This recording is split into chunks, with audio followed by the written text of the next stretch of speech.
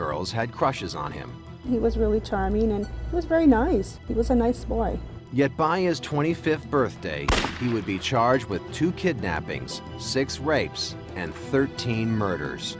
You have to understand, we're talking about a reincarnated Jack the Ripper. We're talking about a raging psychopath who has no morals, no scruples, and no ethics. He began his journey seeking God and ended up in the arms of the devil. Some serial killers kill prostitutes, some serial killers kill young boys, some serial killers kill homeless people. What could be more terrifying than senseless murder? One that comes without warning and without motive. In the summer of 1985, Southern California was held hostage by a rabid creature of the night, a phantom killer who cloaked himself in darkness as he perpetuated a series of grisly murders. He wore black, he had a black hat on, he wore black socks, he wore black shoes, gravitated towards shadows purposely. He exploited the night, he wrapped it around himself. On the morning of July 20th, 1985, at the height of his killing spree, Max and Leila Knighting were supposed to meet their daughter Judy before going to church. When they didn't arrive, Judy drove to their house in Glendale. I remember entering from the back door, and I saw that the back door was open, it was not shut, and a pane had been broken. And I walked down the bedroom, and my father was laying on the bed. His head was almost totally decapitated. My mother had been shot in the face, apparently, because she didn't seem to have a face. His wanton brutality struck fear into the hearts of Californians. For 5 months, the police had been after him. Now they were desperate. Detective Frank Salerno from the Los Angeles Sheriff's Office set off on an around-the-clock manhunt. He was all too familiar with this killer's gruesome techniques. He would enter a house at night, and if he found a couple, a male and a female, what he would do is he would eliminate the male as quickly as possible. In general, he would place a .22 caliber or a .25 caliber up against the victim and execute him. And then if the female victim, it appears, didn't resist, then he would sexually assault that victim. If the female victim resisted, then he would kill that victim also. Then, after robbing and ransacking the house, he'd disappear. But soon, he would kill again. One of the aspects that made this case so different, so unusual, was the fact that the assaults happened in many different cities. Los Angeles is perfectly suited for an individual who wants to go from city to city to city killing people because of the freeway. He used the freeway, he exploited this freeway.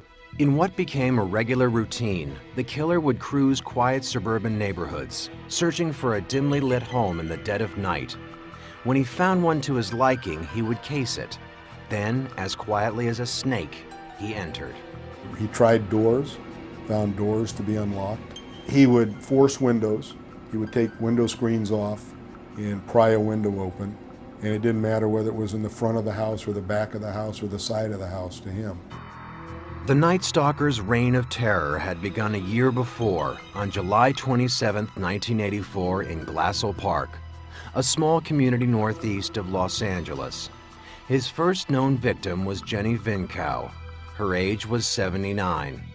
In the still of the night, he removed the screen to her apartment and silently entered.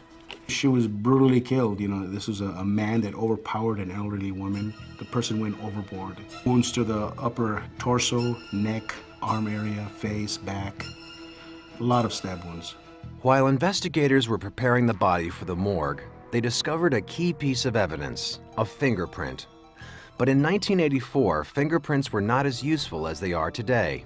Then, they could only help link a suspect to a crime after he was identified. At the time that the Department of Justice had about 6 million fingerprints in master fingerprint file. So the chances of matching that would be almost impossible. The state of California was developing a computerized fingerprinting system. It would eventually be instrumental in convicting the murderer, but it wasn't up and running yet. In the meantime, the Night Stalker cruised the freeways, listening to heavy metal and looking for a victim.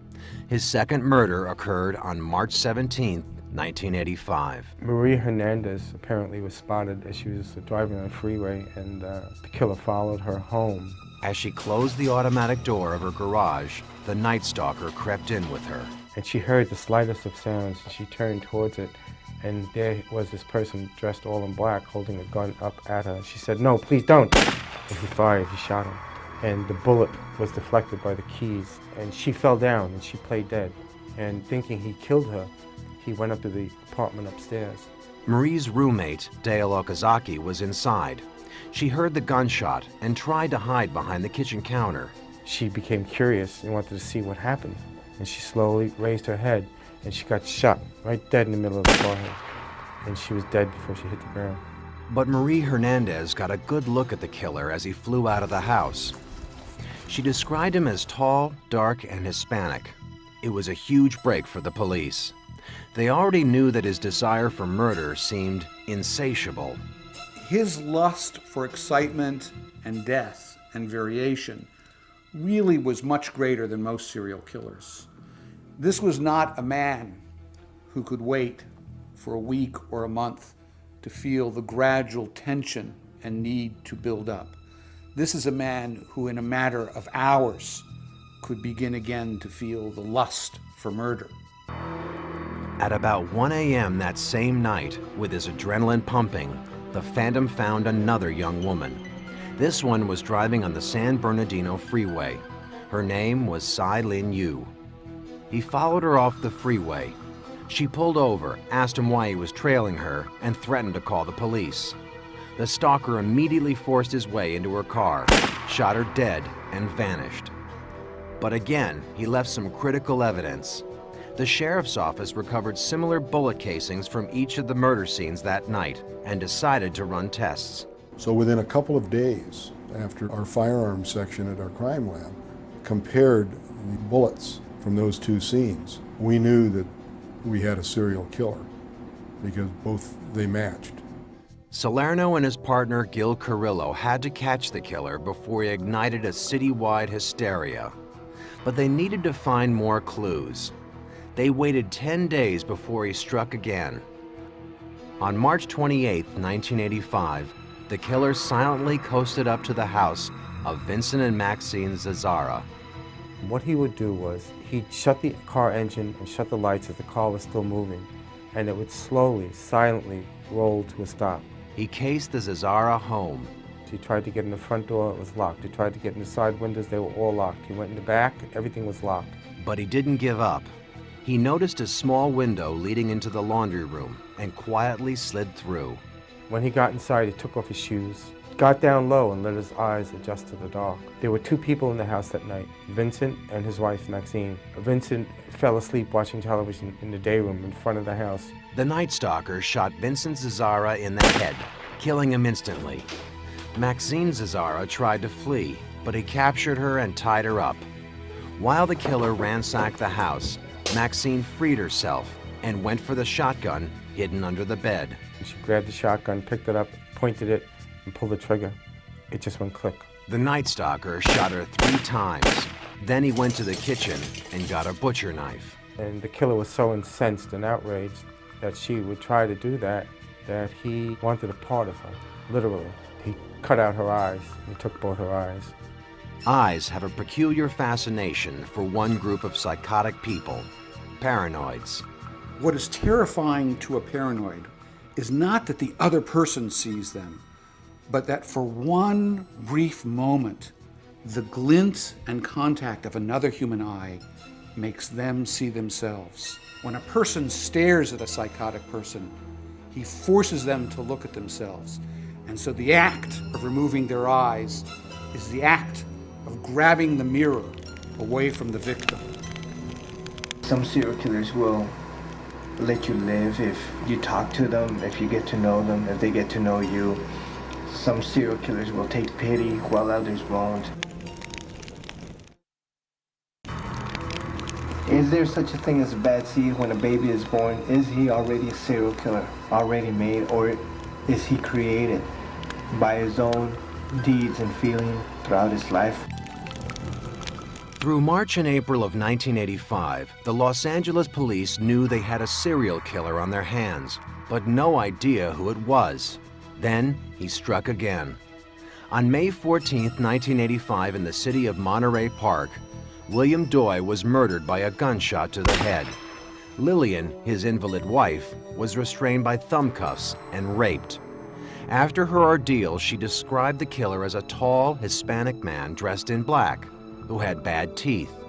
And at the scene, the killer unwittingly left the police another tantalizing clue: a shoe print in the dirt outside. And we got lucky in that. The shoe that he happened to be wearing was a new shoe, was a patented sole. It had only been in America since February of that year. The brand name of the shoe was Avia. Detective Salerno ran a check on the sole pattern and found that only one pair of shoes of that pattern and size had been sold in the Los Angeles area. But because they were paid for in cash, the store owner couldn't recall who had bought them.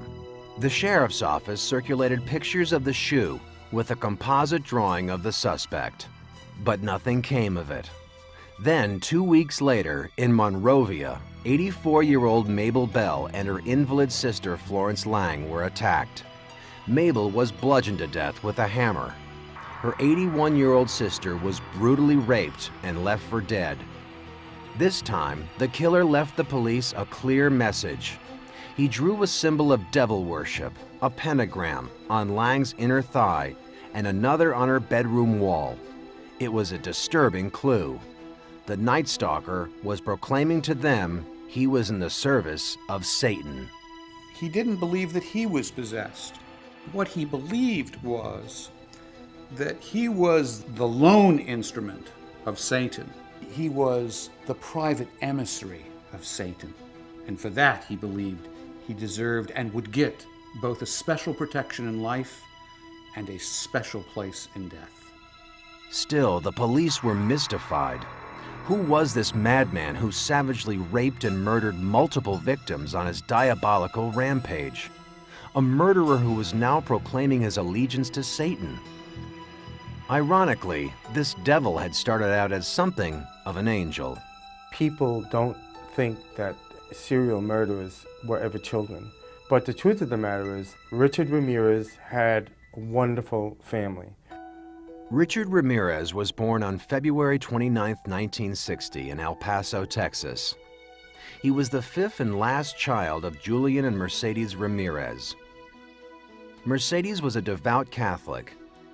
Julian, who had only a first-grade education, grew up in Mexico, where he met and married Mercedes in 1948. A former policeman, he took a job as a laborer on the Santa Fe Railroad when he crossed the border with his new bride. Mercedes began working in a boot factory mixing pigments and chemicals without benefit of ventilation or masks. By 1959, she had given birth to 4 children: Reuben, Joseph, Robert, and Ruth. Reuben and Joseph were both born with birth defects. She was breathing fumes all day, and it was very, very difficult for her. But she was always loving, she was always kind. Her pregnancy with Richard was the hardest. The fumes were making her weak and nauseous, and doctors suspected her body was trying to reject the child she was carrying. But despite her sickness, she gave birth to a lovely and seemingly happy child. And when I said to her, "What was your son like as a little boy?" she looked up to the ceiling, her eyes started filling with tears, and these big crocodile tears rolled down her face, and she said, "When Richie was a little boy, he used to love to dance to the radio."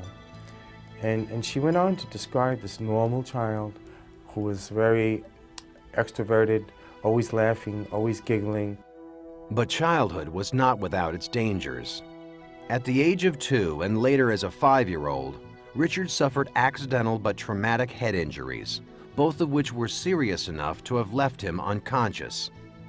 Still, Richard did well in school, and his friends remember him fondly. He was a friendly kid and very charming. Yeah, I remember him having a lot of little girlfriends, you know, girls that had little crushes on him. But he was a very good person, a good child. But there was one thing that set him apart. He had epileptic attacks. This is when we were in the 5th grade. Ricky would have his attacks, you know, his seizures, and we were pretty much programmed in the classroom. Teacher would hold him down. All the students would be all around the classroom against the walls. We felt for him. The epileptic attacks continued and began to disrupt Richard's life. And in fact, one of the important experiences in Ramirez's adolescent life was his anger about not being allowed to play football because he would have brief episodes of seizure-like behavior. But other forces were shaping Ramirez too. Richard's father, Julian, was abusive, often beating his children with a belt. His father was a strict disciplinarian and believed in corporal punishment, and he beat his sons, and he was very violent with them. What affected him the most was not his father hitting him, it was seeing his father hit his brothers. He was moved by that. It altered him, it changed him in some way. His father's temper was so volatile, he often exploded and took his rage out on himself, once banging his own head with a hammer until he bled. Richard escaped the brutality by staying near his mother and big sister. They tried to reinforce his strict Catholic upbringing, and as a child, he attended church regularly. His mother was a benign female figure, and we have no data to indicate that she did anything that would arouse the kind of malevolent, psychotic rage that characterized this man. He's very close to his sister. She doted on him, she watched over him. Yet, ironically, though his sister and mother were loving and giving, as he approached adolescence, something formed deep within Richard that would later burst into rage against women. Distortions in sexuality probably really don't come about as a result of early childhood experiences with maternal figures. The indications are that the morbid, sordid, and bizarre sexuality comes during adolescence. Adolescence is the point in time in which imprinting takes place with regards to your sexual impulses.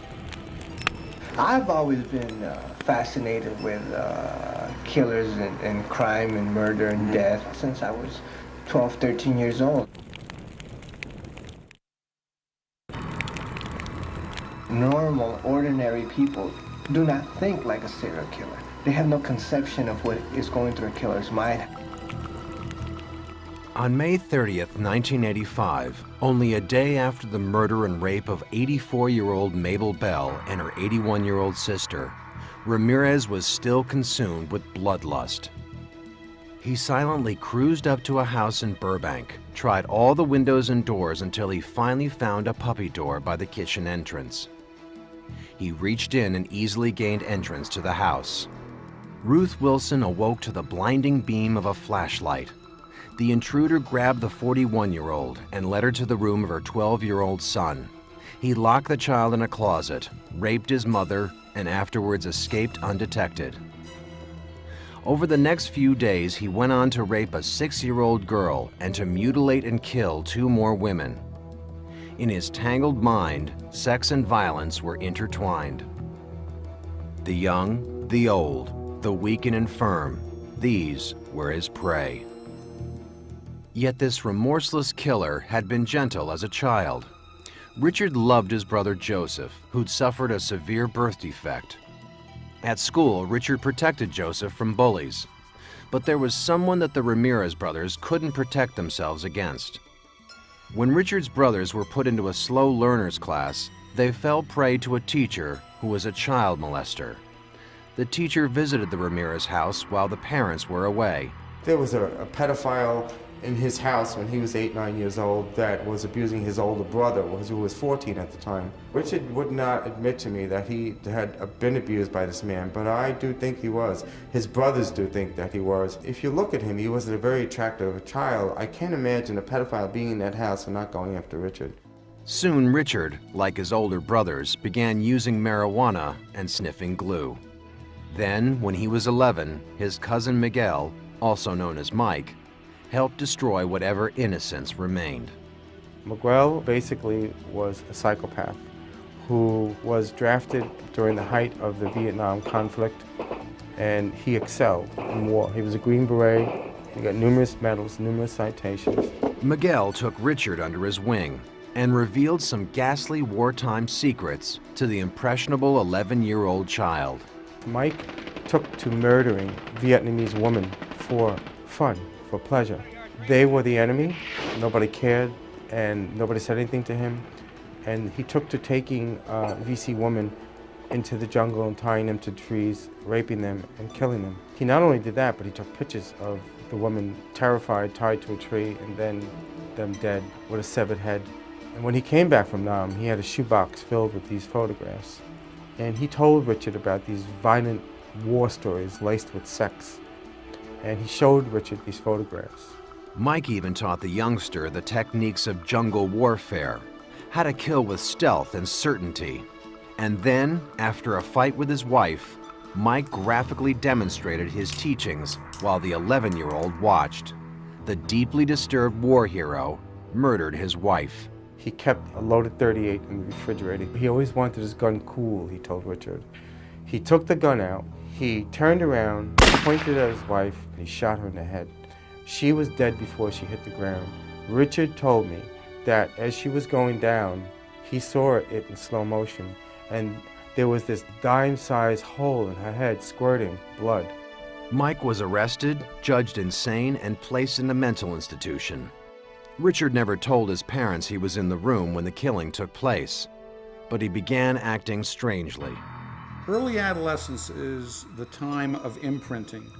It's when our very basic internal sexual structures are developed. By seeing a fusion of sexuality and violence, what happened to Ramirez is that two forces of life, which are usually kept apart, were fused forever. Sexuality underwent distortion, a perversion that reflected a kind of permanent restructuring of Ramirez's psyche. The disturbance became apparent by the time he was 12. Richard began roaming the neighborhood at night as a peeping Tom. His sleeping habits became very bizarre. In his early teen years, he stopped sleeping in his father and mother's house. He would go to the corner, and there was a cemetery there, and he'd sleep in the cemetery. There, in the land of the dead, he began to pray to the devil. He'd given up on Christianity. If you're thinking dark thoughts, and your thoughts involve rape and brutality and murder, you're going to start thinking Satan's a god for you, not Jesus Christ. By high school, his classmates noticed a chilling change in him. He was totally different then. He no longer looked like the kids, the normal kids. You know, he looked a little dirty. He had definitely changed. Life had changed him. One time when we were passing each other in a dark hallway, and it was just Ricky and myself walking in opposite directions, and we didn't say anything to each other. I remember he looked up at me. We made eye contact, and for some reason, I was scared. It wasn't long before he dropped out of high school and took a job at a local Holiday Inn. He worked in a hotel and had access to a master key. And during that period of time, he would hide out in rooms and watch women and become aroused and have fantasies. And one night he saw this woman undressing and her go in the bathroom and take a shower, and he decided he wanted her. And he quietly opened the door and walked in, and she was just getting out of the shower, and he came up from behind her and he clamped his hand over her mouth and he brought her down, and he was in the process of raping her. Her husband, who had gone just to park the car, came in right in the middle of the rape, and her husband beat him to a pulp. In the morning, he was booked and taken to court. But the couple who lived out of town wanted nothing more to do with the ugly affair. They refused to return to El Paso, and the charges were dropped. Richard had gotten away with rape. Very early on, Ramirez had two critical learning experiences that suggested somehow that the ugliest and most satanic forces operating in him could operate with impunity and without punishment. At the age of 17, with these dreadful demons dancing in his head, Richard began hanging out with his cousin Mike, the disturbed Vietnam veteran who had been released from the mental hospital. They got high on drugs and fantasized about violent sex. A year later, in 1978, he left El Paso for Los Angeles, where he turned his fantasies into horrifying reality. The day he stepped off the bus, he stepped right into this world. You look left and there's somebody offering you a gun.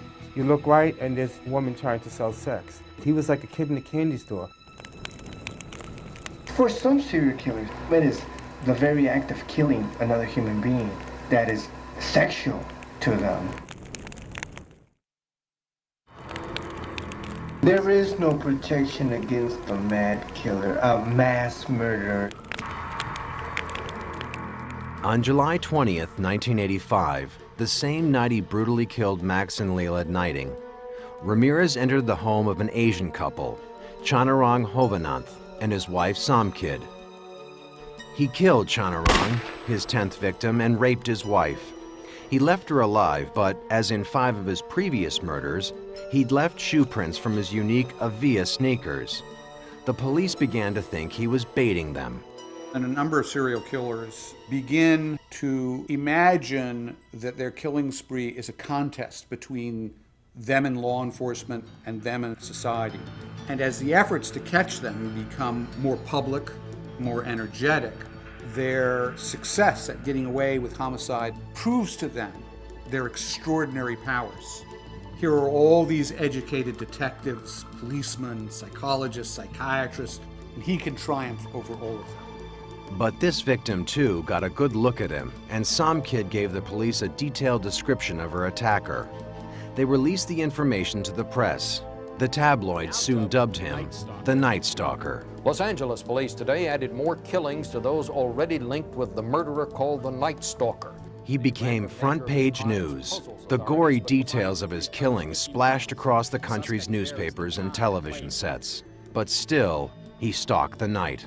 I'm very upset. It's frightening and I'm scared. Everybody is real edgy. We have diligently tried to lock all the doors and windows.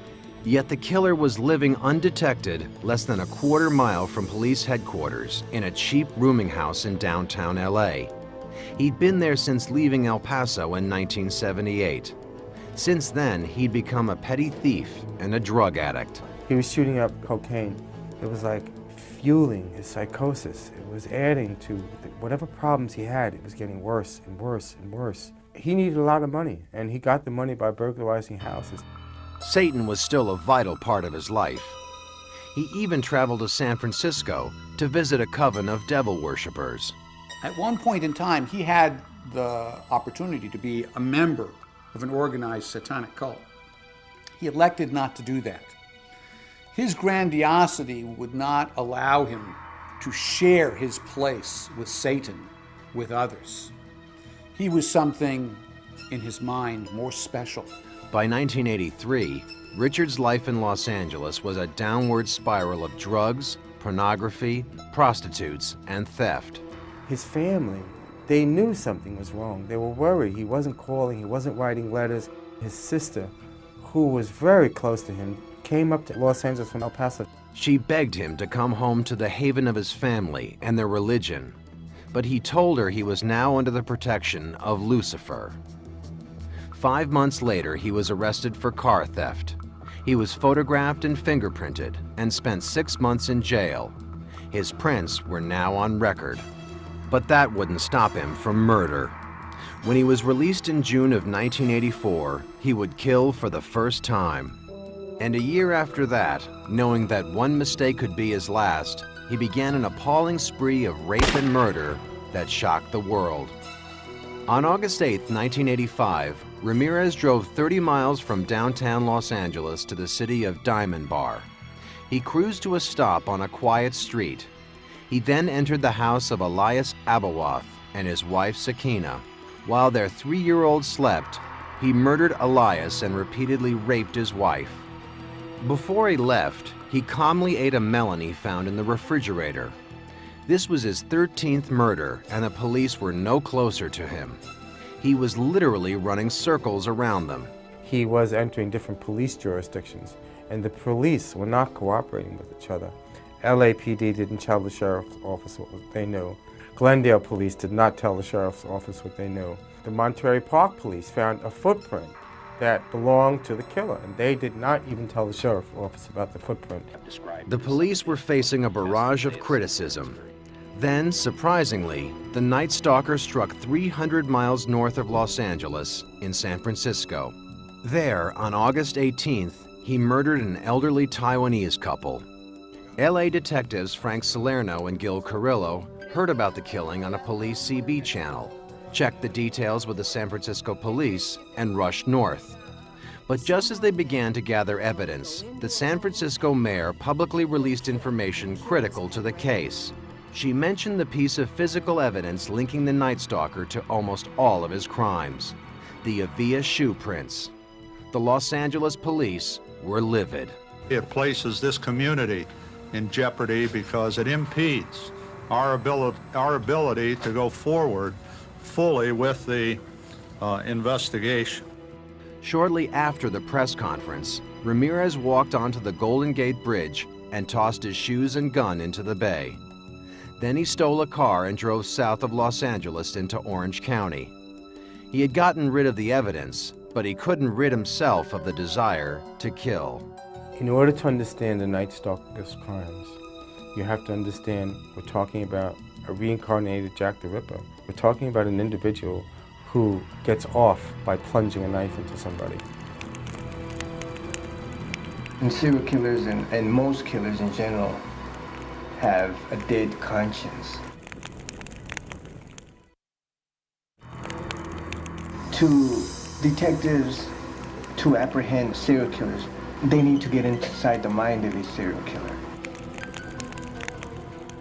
On August 24th, 1985, just 1 week after his last murder in San Francisco, Ramirez drove south of LA to Mission Viejo. There, he shot Bill Carnes in the head.